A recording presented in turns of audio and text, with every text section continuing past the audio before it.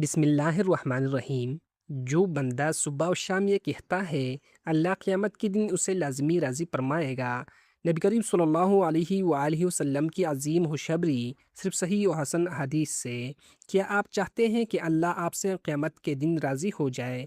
نبی کریم صلی اللہ علیہ وآلہ وسلم نے ایک چھوٹا سا ذکر بتایا ہے جو صبح و شام کہنے سے اللہ کی رضا کی ضمانت بن جاتا ہے۔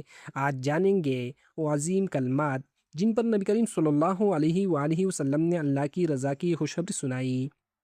نمبر 1، اللہ کی رضا کی ضمانت۔ حضرت ابو سلام رضی اللہ عنہ روایت کرتے ہیں، نبی کریم صلی اللہ علیہ وآلہ وسلم نے فرمایا، جو بندہ صبح کے وقت اور شام کے وقت یہ کہے رضیت باللہ ربا وبالاسلام دینا وبمحمد صلی اللہ علیہ وآلہ وسلم نبیا، تو اللہ پر لازم ہے کہ وہ قیامت کے دن اسے راضی فرما دے۔ سنن ابی داؤد حدیث نمبر 5072۔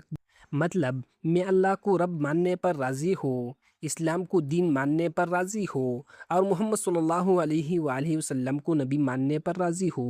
یہ کلمات ایمان، رضا اور یقین کا اعلان ہے۔ نمبر 2، ایمان کا مرکز۔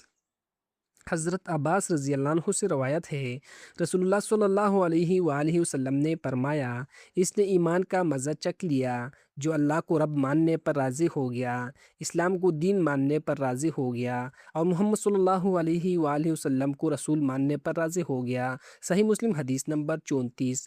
یہ کلمات ایمان کی مٹاس عطا کرتی ہے، دل کو سکون دیتے ہیں۔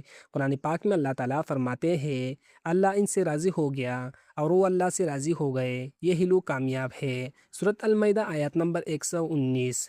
اصل کامیابی یہی ہے، اللہ ہم سے راضی ہو جائے اور ہم اللہ سے راضی ہو جائے۔